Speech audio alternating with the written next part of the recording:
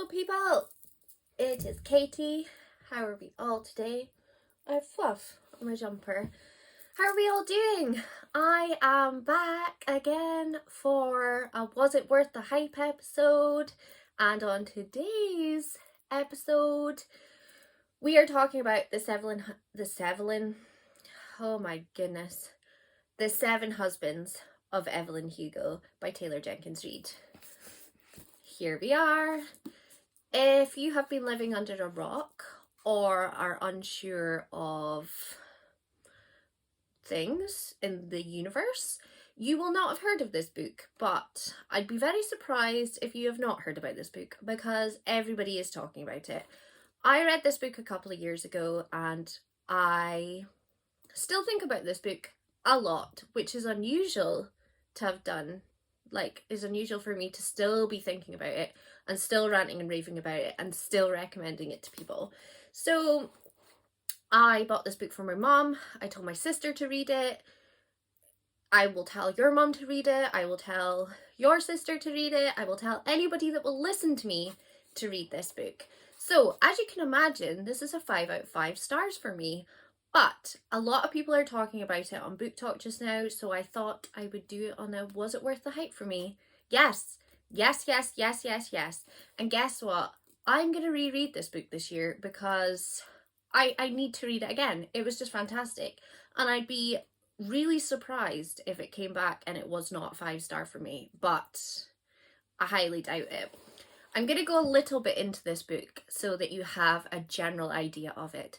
But Evelyn Hugo is the main character, and it starts with a reporter goes to speak to Evelyn Hugo to talk about her life and ask her questions and basically interview her. And as far as I remember, Evelyn Hugo doesn't really tend to do interviews. She reminds me of Elizabeth Taylor and Elizabeth Taylor's life, and it's very extravagant and everything's really beautiful and pretty. Well, it looks like that from the outside anyway. But it says, reclusive Hollywood icon Evelyn Hugo is finally ready to tell the truth about her glamorous and scandalous life. But when she chooses Unknown magazine reporter Monique Grant to write her story, no one is more astounded than Monique herself. So it basically goes into Evelyn's life, all her lovers, all the bad things that she's done, all the good things that she's done, all of her secrets. It's fantastic. There's some sadness in here. There is joy, there is happiness, there is shock, there is drama. Everything that you may be looking for in a book is in here.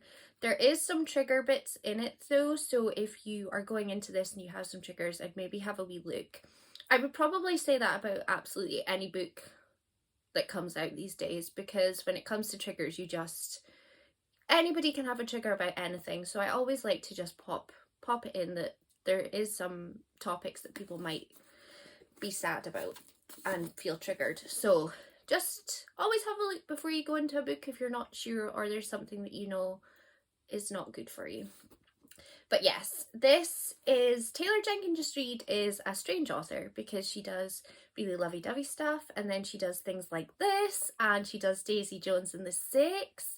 Now I must say I loved Daisy Jones and the Six, but I know a lot of people hated it, which makes me sad because I appreciate it, but it's okay. I'm allowed to be here appreciating books that not everybody loves. But this one, however, I have very, very rarely heard people say that they did not enjoy this book. To be perfectly honest, on reflection right now, in this moment, I cannot tell you a person that I know that has read this and said they hated it. I actually can't. You don't fully know what you're going into with this book, because I remember I went in relatively blind.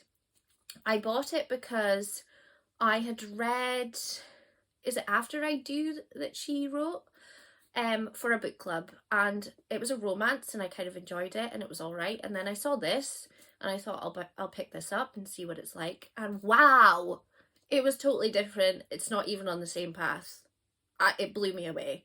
And then I discovered she was writing Daisy Jones the Six, and I bought that when it came out and I read that pretty quickly when it came out. Absolutely adored it too. So yeah, was it worth the hype? Yes, it bloody well was. If you have not read this, go out, pick up a copy. It's readily available pretty much everywhere. If you speak to people who are readers, generally they've probably read this, so start speaking about it, start creating more hype. I know there's a lot of hype surrounding this book already, but we need all the hype because everybody must have this book in their hands, they must read it. That is how strongly I feel about this. This book is in my top 5 favourite books ever that I've ever read. In my top 5, I don't have like a this is number 1, this is number 2, but I have a top 5, and this has been in my top 5 ever since I read it.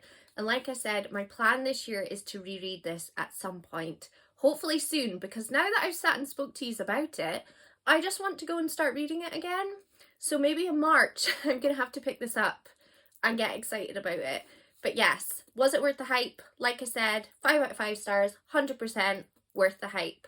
Ugh, I'm so excited by this book. I forgot how much I loved it until I started speaking about it. So yes, that was a very excited, over-enthusiastic kind of, was it worth the hype? But as you can tell, I absolutely adore that book. So please, if you haven't done so already, pick it up because it's incredible. I hope you all have a lovely day, and I will see you next Tuesday for the next Was It Worth the Hype?